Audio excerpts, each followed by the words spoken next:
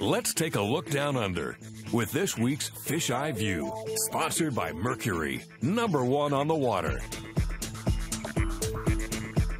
In Canada, some of the very best smallmouth bass fishing is at the northern limit of their range. From Lake of the Woods to the Temiskaming area in Quebec, you'll find a virtually untapped resource of aggressive fish and beautiful scenery. While the size and numbers may not match places like Erie, the quality, strength, and look of northern smallmouth is unsurpassed. It's fish like this that give meaning to the name bronzeback. Of all the places we film, La Réserve Beauchene in Quebec is our personal favorite. It's a drive-to lodge with fly-in quality fishing. Catch and Release maintains the experience on numerous lakes that see little pressure. If you get tired of smallmouth, 6 other species await the visiting angler. Smaller cranks and spinnerbaits in white or green take fish consistently. Or keep it simple with a selection of soft baits. Green, black, and other natural colors work best.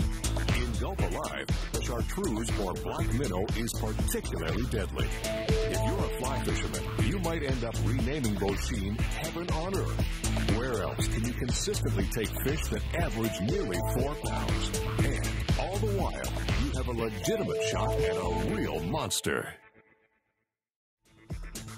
Though rarely inhabiting the same lake, smallmouth bass and brook trout are often found side by side in similar waters. Our 2 favorite locations are Beauchene in Quebec and the Haliburton region in Ontario.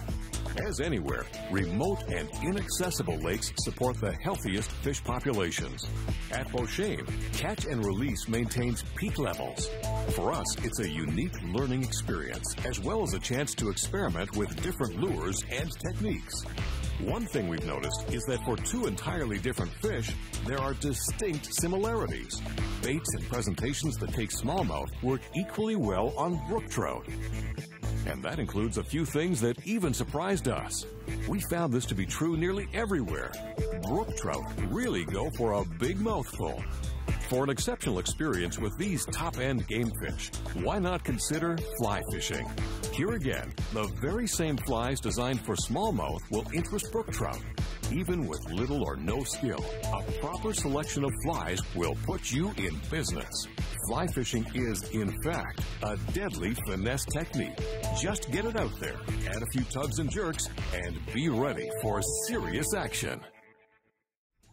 Brook trout are synonymous with cold, pristine waters, a true symbol of the wilderness. They're at home in tiny streams, big rivers, and spring-fed lakes. Due to environmental changes in its southern range, brookies have been pushed to the limit, well into unaffected headwater areas. Size being relative to habitat, it's this little fellow that most of us are familiar with. To find big fish these days, 2 words come to mind: remote and inaccessible. You'll find that in northern Ontario and Quebec, and if you look hard enough, in a few remaining drive-to locations. In rural areas, try to locate wide, slow-moving headwater streams. If these are surrounded by swamps or punctuated by beaver ponds, all the better. Although they may resemble bass rather than trout water, they're highly fertile. Consequently, these places only produce during early season. After that, the overfed brookies converge on springs to stay cool. Even if you find them, they're lazy and difficult. Indeed, the window of opportunity to search for big trout is very short. And we have to warn you, negotiating a brookie bog means a long day of tough slogging, which keeps most anglers away. It's best to travel light with a few spinners and crankbaits. For plunking into tight spots, soft plastics and jigs are great choices. Though increasingly rare, big brookies still manage to exist a stone's throw from large cities.